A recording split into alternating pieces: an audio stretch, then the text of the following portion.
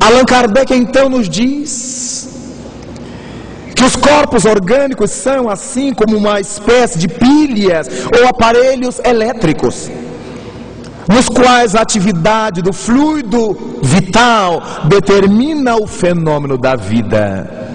A cessação dessa atividade do fluido vital causa a morte. Nós vamos ficando desvitalizados. Chegamos a um ponto que os remédios já não fazem efeito. E desse modo, não resta outra alternativa se não trocar de roupa, se não trocar de uniforme e voltar ao lar e esperar o dia de retornar à escola planetária. Último quadro, por favor. A quantidade de fluido vital não é absoluta em todos os seres orgânicos. A quantidade de fluido vital se esgota, o que estamos acabando de ver. E quando nós aprendemos que a quantidade de fluido vital não é absoluta em todos os seres orgânicos, não é a mesma em todos os seres orgânicos, e isso corresponde às nossas necessidades reencarnatórias. Do mesmo modo que na Terra nós nos inscrevemos em cursos que duram 1 ano, outro curso que dura 2 anos, um curso dura 5 anos, e aí nós temos que ter cacife, recursos, para bancar esse curso de 1 ano, de 2 anos, de 3 anos, de 5 anos. Também quando chegamos à Terra, nós chegamos com propostas, com propósitos de uma encarnação mais longa, de uma encarnação mais curta, em função do que viemos fazer aqui. Se viemos acertar as pendências com a vida biológica, o mau uso do corpo, os suicídios perpetrados, nós vamos ficar aqui pouco tempo. É só para cobrir aquele buraco que nós deixamos. E aí a gente nasce e morre com 1 ano de idade, com 2 anos de idade, com 5 anos de idade, com 10 anos, com 15 anos. De acordo com a nossa necessidade. A gente vem fazer um curso rápido aqui. Mas há outros indivíduos que vêm para uma tarefa prisional. E aí vai ficar 70 anos, 80 anos, 90 anos, 100 anos. Imaginamos que alguém que viva 100 anos está resgatando débitos, porque vê as diversas gerações que já não são a sua, e a criatura vai se sentindo cada vez mais um estranho no ninho. Os mais jovens o olham como se ele fosse um dinossauro. Os da sua idade já não se entendem mais, porque já faltam certos tinos. Já não podem sair e se visitar reciprocamente, com raras exceções. Já se tornam pessoas dependentes dos parentes, dos descendentes, para levar aqui, para levar acolá, até para cuidar-se, até para tratar-se. Só pode ser resgate, para dobrar o orgulho e ficar nas mãos de pessoas que nem sempre têm amor por nós.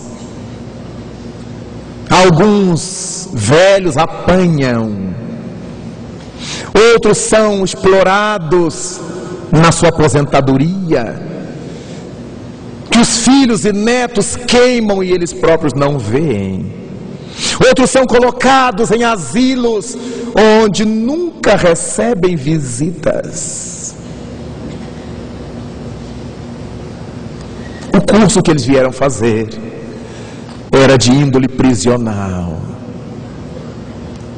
Há outros que vêm cuidam da família, educam os filhos, colocam os filhos em condições de caminhar, fecham os olhos e voltam para casa, missão cumprida. Eram aqueles com os quais me comprometi a impulsionar, a ajudar, a orientar, em nome do amor.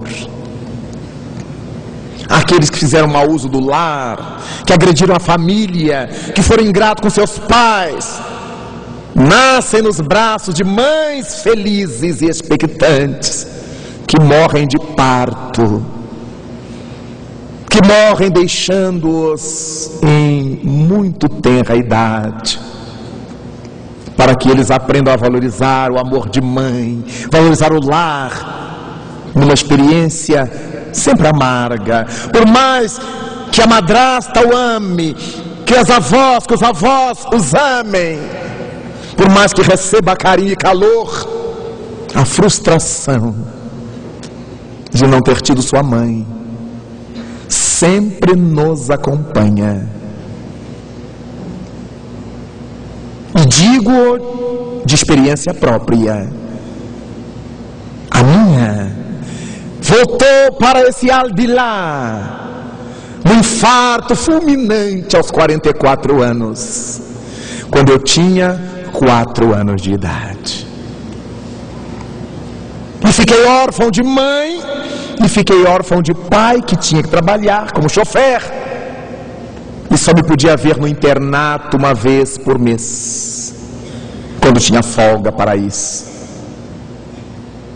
Só com o conhecimento da doutrina espírita, tempos depois, em plena adolescência da rebeldia, pude entender por que é que essas coisas marcaram-me a vida. E felizmente entendi. Não houve nenhuma rebeldia de minha parte. Conheci o Espiritismo aos 17 anos. Tive nem tempo de chutar o pau da barraca, de fazer bobagem, de bater cabeça, de usar droga, de beber, de fumar. Não houve tempo. De brigar com a sociedade, você é rebelde, deixar o cabelo black power, pintar de roxo, de amarelo. Quisera eu. Tive tempo. Ensaiava um conjunto, nos anos 60 se chamava um conjunto, o que hoje são bandas. Ensaiava com os amigos, eu queria começar a cantar com eles, ganhar um dinheirinho. O pai de um deles seria o nosso empresário, iríamos lançar o nosso conjunto nas férias de julho, na nossa cidade. E eu, exibido, aprendi as músicas. Já tinha à época 120 músicas memorizadas. Íamos começar em grande estilo. A própria escola já tinha oferecido o auditório para que nós fizéssemos nosso primeiro show. Em julho daquele ano, em abril, eu conheci o Espiritismo. Lá se foi embora a banda, lá se foram os gorjeios do Pretinho, e ficamos encantados de tal modo com essa nova luz que brilhou na nossa vida, que eu queria mergulhar neste mundo que só Deus sabe quando é que eu sairia, como é que eu sairia. Esse sairia nesta vida. Mergulhei neste oceano profundo do pensamento espírita.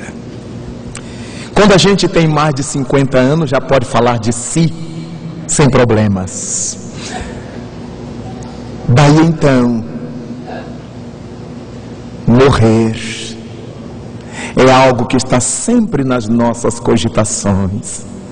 Digo sempre aos meus amigos da instituição, que se tornaram a minha família: olha, eu viajo pelo mundo, ando de avião, de carros, estou por aí. Se existe alguém exposto, somos nós que viajamos desse jeito. Claro que na hora que chega o momento de voltar, onde a gente estiver, vai. Nós estamos mais expostos. Não sabemos quando, mas a qualquer momento as coisas podem acontecer. Eles me dizem: ai, Raul, para com isso. Digo: não posso. Eu prego isto para as pessoas, para que pensem na vida sem perder o outro lado da medalha, o outro lado da moeda, que é a morte. Isso não significa que a gente vai parar de trabalhar, deixar de amar. Não. A visão que o Espiritismo nos dá de vida e de morte é de modo a nos fazer aproveitar bem a morte no corpo. Começarmos a ser felizes aqui, nessa morte corporal, em prol de melhores recursos na vida quando retornarmos. É aqui que nós sofremos todas essas limitações a que nos reportamos. O corpo que vai se alquebrando, que vai se definhando, que vai envelhecendo, a incapacidade que nos vai tomando conta. Quando voltamos para casa, não. Somos ágeis como aqueles adolescentes. O descanso dos espíritos é a mudança de ação, é a mudança de atividade. E o que mais nós anelamos, senão ter essa oportunidade de servir a Deus, singrar esses espaços, esses universos, felizes, cheios de felicidade, cheios de alegria. Aqueles que estão educando filhos, eduquem-nos com essa visão de que a vida na terra é um en passant. A vida na terra é um momento. Aqueles que têm filhos adolescentes, prepotentes, donos da verdade, que dizem que não pediram para nascer, converse com eles e diga-lhes que, tendo pedido ou não, essa é uma oportunidade que eles não podem perder, porque a juventude é período de empreendimento. É na juventude que a gente estabelece o que é que vai querer para a velhice se chegar lá, porque vamos colher na velhice do corpo o que tivermos plantado na juventude. O que fez Paulo, apóstolo, ao escrever ao jovem discípulo Timóteo, dizer no capítulo 2, versículo 22 da sua segunda epístola a Timóteo: foge, Timóteo, dos desvarios da juventude. Não é foge da juventude, foge dos desvarios da juventude e segue o amor, a justiça, a paz com aqueles que de coração puro louvam o Senhor. Então, orientar o nosso jovem, se ele quiser ter um ídolo, alguém em cujos passos ele gostaria de ir, escolha alguém em nome do Senhor, que esteja envolvido com amor, com a paz, com a saúde ética, ao invés de achar ídolos da droga, ídolos do crime, ídolos da sombra, da dissolução. Aqueles que já não têm crianças, que já não têm jovens, aqueles que estão curtindo a própria maturidade, avaliar o que fizemos da vida até agora. Se a morte nos chegasse hoje, o que é que teríamos para levar daquelas riquezas que o ladrão não rouba, que a ferrugem não corrói, tampouco a traça consome? O que levaríamos se a morte nos chegasse hoje? Mas há tempo, enquanto Deus nos permite ficar na terra, enquanto nos deixa estar no corpo, há tempo de fazer algum serviço pelo bem, de estudar, de aprender uma língua, uma arte, a cantar, a pintar, a desenhar, a praticar um esporte, a servir de voluntário numa obra social na nossa cidade, tenha ela caráter religioso ou não, porque o bem é sempre o bem, onde quer que ele apareça. Enquanto respiramos no corpo, o que é que Deus quer que eu faça?